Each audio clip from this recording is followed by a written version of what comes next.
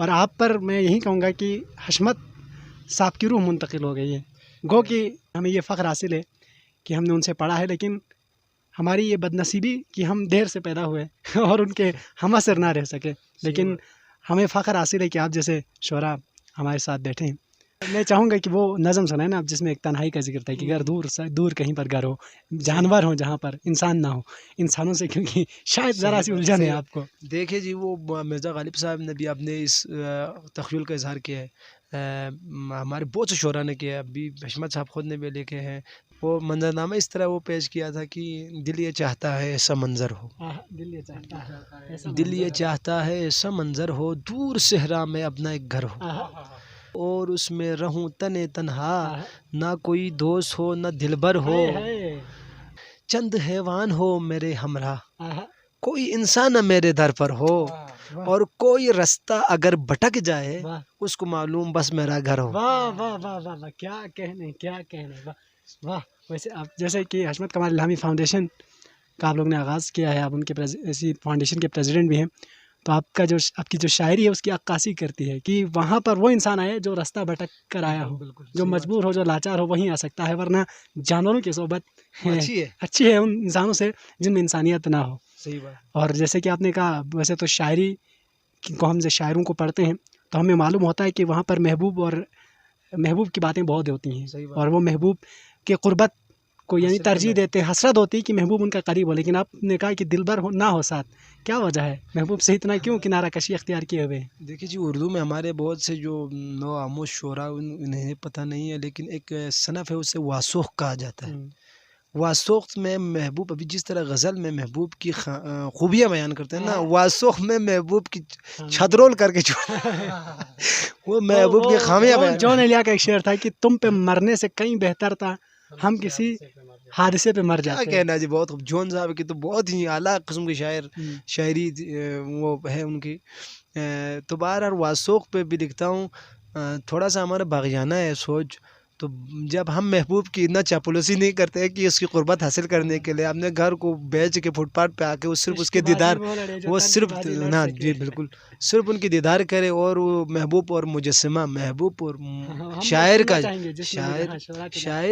کا محبوب کوئی ٹھکرا لے کے چلا جاتا ہے، اور مجسمہ ساز کا مجسمہ کوئی سرمایہ دار لے کے چلا جاتا ہے. اور باقی میں وہ بیٹھ کے کسی کونے میں بیٹھ کے فریاد کر رہے ہوتے، اور مولانا حضرت موہانی صاحب کا وہ غزل پڑھتے رہتے ہیں، چپ کے رات دن آنسو بہانا یاد. ہمیں اس طرح کا کوئی کنڈیشن قبول ہی نہیں ہے، تو اس لیے ہم وہ حقیقی ریئلٹی پر مبنی وہ گفتگو کریں گے. وہ ہم سننا چاہیں گے جو آپ نے شعراء کے لیے خاص کر بطور شعراء کے لیے.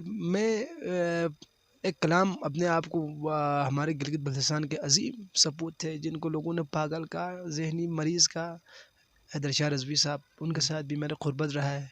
بلتستان کے مشہور مزاح نگار، مزاح کرنے والا اور ہنسی بھی کرنے والے شخصیت شیخ انصاری صاحب، ان سے بھی ہماری وہ صحبت رہی اور ان سے بھی ملاقات ہوئی. اسی طرح فخر حاصل ہے شیخ غلام حسین سہار صاحب سے بھی، ایون کی مرغوب صاحب سے بھی، اور پروفیسر حشمت علی کمال الہامی صاحب سے تو کافی ہم ان سے استفادہ کیے.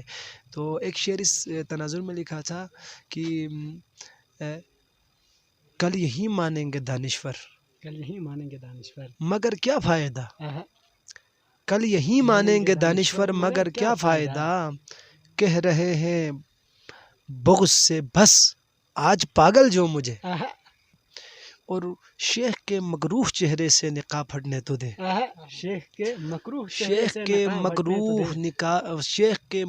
چہرے سے نقاب ہٹنے تو دے، رند سے بدتر وہ نہ نکلے تو پھر تھوکو مجھے. کیا کہنے، کیا مقرر. شیخ کے مکروہ چہرے سے نقاب ہٹنے تو دے، رند سے بدتر وہ نہ نکلے تو پھر تھوکو مجھے. اور ہمارے شعراء بھی آپ نے ذکر کیا کہ محبوب کے لب و رخسار اور اس میں چکروں میں رہتے صرف. میں ان سے کہنا چاہتا ہوں، یہ ہمیں کہتے کہ یہ لوگ عجیب سے لوگ ہیں، ان کی تخیلات عجیب سے. میں ان سے کہتا ہوں، تم تو ایک بت کی جدائی کا زخم نہ سہ سکا. غزل پہ غزل کہہ رہا ہے جی، غزل پہ غزل کہہ رہا ہے، مرثیہ لکھ رہے ہیں. تم ایک محبوب کی، تم تو ایک بت کی جدائی کا زخم نہ سہ سکا. میری ملت مر رہی ہے پھر نہ کیوں غم ہو مجھے. ہم نے ملت کی نمائندگی کرنا ہے، صرف ایک بت کی نمائندگی تو نہیں کرنا. اسی طرح فیض احمد فیض صاحب نے کہا تھا کہ متائے لوح و قلم چھن گیا تو کیا غم ہے کہ خون دل میں ڈبو لی ہے انگلیاں میں نے. تو پچھلے 10-12 سال پہلے انہوں نے تو ڈبو کے رکھا تھا، میں نے اس کو نکالا. کوشش کیا کہ فیض صاحب نے تو وہ ادھر ڈبونے کے بعد وہ ایسے ایسے کلام، منفرد کلام لکھ کے چلے گئے، دنیا سے امر ہو گئے فیض صاحب. بہت بڑے اعلیٰ قسم کے. اور بتاتے چلوں، ایک فوجی اگر بگڑ جائے تو وہ شاعر بن سکتا ہے، لیکن ایک شاعر بگڑ جائے تو وہ فوجی نہیں بن سکتا.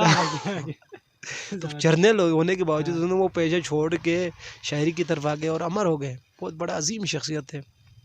تو انہی کے رنگ میں ایک لکھا تھا، قلم ہے انگلیاں، قلم ہے انگلیاں خون دل سیاہی ہے. قلم ہے انگلیاں خون دل سیاہی ہے، یہ لکھنا اب میرا ظالم تیری تباہی ہے. تو اپنے حسن پہ نازاں تھا، تو اپنے حسن پہ نازاں تھا، ہو گیا نہ ذلیل. تو اپنے حسن پہ نازاں تھا، ہو گیا نہ ذلیل. میرے جنون کی تو اب بھی بادشاہی ہے.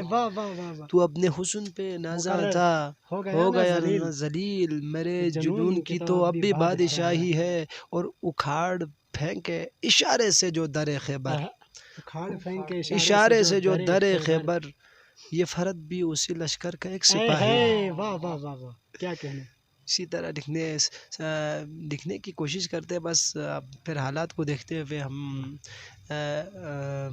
جو حالات اور حقائق کو دیکھتے ہوئے کلام لکھتے ہیں کہ کسی کی فرمائش پہ ہم نے کبھی نہیں لکھا ہے. آپ کی شاعری سن لینے کے بعد دیکھیے، جیسے کہ آپ کو لگ رہا ہوگا یہ کیسا آدمی ہے جو سوال ہی نہیں کر رہا. میری زبان بند ہو گئی ہے اور الفاظ ختم ہو گئے ہیں. آپ کی شاعری سننے کے بعد کوئی لفظ ساتھ نہیں دے رہا، بس دل چاہ رہا ہے کہ داد دی جائے اور داد دیتے ہی چلے جائیں. بھئی آپ کی مہربانی ہے. فارسی میں شعر ہے کہ کہتے ہیں کہ شعر گفتن بزیدر سفتن بود، یعنی شعر کہنا موتی پرونے سے بہتر ہوتا ہے. شعر گفتن بزیدر سفتن بود، لیک فہمیدن باز گفتن بود. لیکن شعر کو سمجھنا نا اس کو کہنے سے بھی زیادہ بہتر ہے. تو میں سمجھتا ہوں میرے اندر کوئی اتنی صلاحیت نہیں ہے جتنی صلاحیت آپ کے پاس ہے. آپ جس شوق سے سن رہے ہیں تو ہمیں بھی کلام پڑھنے کا اتنا ہی لطف آ رہا ہے جتنا آپ سن رہے ہیں. کہتے ہیں نا کہ آپ کی شاعری سننے کے بعد مجھے لگ رہا ہے نا کہ اب میں 2-3 دن تک باہر نہیں نکل پاؤں گا اس شہر سے. جو جادو آپ نے کیا ہوا ہے، آپ کی شاعری نے ہمیں سکتے میں ڈالا ہے. یہ آپ کی مہربانی ہے، خلوص ہے. دلی کوشش کرتا ہوں کہ جذبات کی نمائندگی کرے. میں اپنے کسی دوست کے، اس کا نام میں نہیں لوں گا، میں نے آپ کو پرسنل کہا کہ ہمارے بہت بڑا عظیم شخصیت کے وہ فرزند، ان کو یہاں پہ کسی معاملے کے تحت کسی شہر میں بلایا گیا. ہالینڈ کی ہونا چاہیے تھا، ان کو ایوارڈ دیا جائے، لیکن ان کو تھانے میں بلایا گیا. تو اسی رات میرے ذہن میں کوئی ایک کلام نمودار ہوا، کیا ہے اس شہر کے اوقات بتا سکتے ہیں ہم، ہوا سونگ کے حالات بتا سکتے ہیں، ہم ہوا سونگ کے حالات بتا سکتے ہیں. اس میں ہمارا کوئی کمال نہیں ہے. یہ عطا رب کی ہے ہر حال میں کھل کر سر عام، یہ عطا رب کی ہے ہر حال میں کھل کر سر عام. اور میں اکیلا نہیں، میں اکیلا نہیں، میرے اندر یہ نہیں، اہل دل.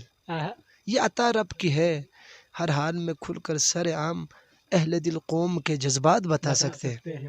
اور جس کو کہنے سے اکیلے میں بھی لوگ ڈرتے ہیں، جس کو کہنے سے اکیلے میں بھی لوگ ڈرتے ہیں، جس کو کہنے سے اکیلے میں بھی لوگ ڈرتے ہیں، ہم بھرے بزم میں وہ بات بتا سکتے ہیں.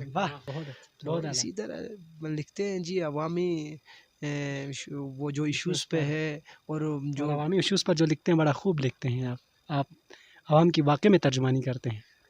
ایک میں نے ابھی آپ کو پہلے بھی بتا دیا، ایسا واقعہ ہو کہ ہم یہاں پہ احتجاج میں ہمارے چہرے نظر آتے ہیں، تو اسی کو مد نظر رکھتے ہوئے ایک کلام لکھا تھا کہ ہم اس لیے خاموش ہیں، ہم اس لیے خاموش کہ منکر ہے زمانہ. میں نے اس لیے خاموش ہیں کہ منکر ہے زمانہ، یہاں جھوٹ کو سچ مانتے ہیں اور سچ کو پھنسانا. ہم اس لیے یہاں جھوٹ کو سچ مانتے ہیں اور سچ کو پھنسانا. ہم اس لیے خاموش ہے کہ منکر ہے زمانہ، سرکار یوں ہی سب کو سمجھتا ہے کھلونا. سرکار یوں ہی سب کو سمجھتا ہے کھلونا. نازا ہے بہت حاکم بے درد کا بچہ، اس شہر میں کیا کوئی نہیں مرد کا بچہ. واہ واہ واہ واہ، کیا کہنے. پورے بین الاقوامی سطح سے لے کے ملک ملکی سطح سے لے کے آپ ابھی گلگت بلتستان کے حالات کو دیکھتے ہوئے میں نے 4 مصروں میں کوشش یہ کیا، یہ میں کا لفظ جو آ رہا ہے معذرت خواہ ہوں، کبھی کبھار وہ آتے ہیں، کوشش کیا ہے ہم نے،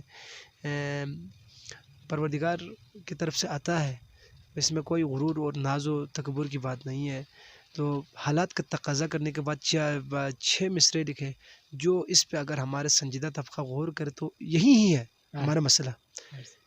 مصلحت ایک بیماری ہماری ہے، مصلحت دوسرا مسئلہ ہمارا خوف ہے، مصلحت خوف تیسرا مسئلہ ہمارا ہوس ہے، چوتھا ہمارا شک ہے، مصلحت خوف ہوس شک میں گرفتار ہے لوگ، مصلحت خوف ہوس شک میں گرفتار ہے لوگ، یوں ہی نالاں ہے کہ ناداں ہے سو نادار ہے لوگ، واہ واہ واہ واہ، کیا کہنے کیا کہنے، اپنی آہوں کا سبب خود ہے گناہگار ہے لوگ، اس لیے مست ہے سرکار مگر خوار ہے لوگ، حق و باطل میں عجب مارے کا آرائی ہے، حق و باطل میں عجب مارے کا آرائی ہے، تف اس قوم پہ جو خاموش تماشائی ہے۔ واہ کیا کہنے، بہت اعلیٰ۔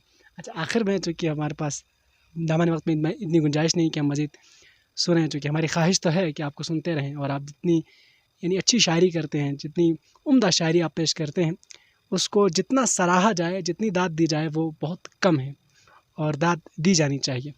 آخر میں چونکہ آپ ایک فاؤنڈیشن کے پریزیڈنٹ کی حیثیت سے کیا پیغام دینا چاہیں گے لوگوں کو؟ یہ پھر آپ نے جو تعریفیں کی، میں اس تعریفوں کے قابل تو نہیں ہوں، آخر میں پیغام تو یہی دینا چاہتا ہوں، پہلا پیغام بھی یہی تھا، آخری پیغام بھی یہی ہے، اور نزا کے عالم میں بھی یہی پیغام رہے گا، مرنے کے بعد بھی ہمارے کتبے پہ بھی یہ پیغام رہے گا، دل میں بھی یہی رہے گا، قیامت کے دن بھی اگر پوچھا جائے گا تو بھی یہی پیغام رہے گا۔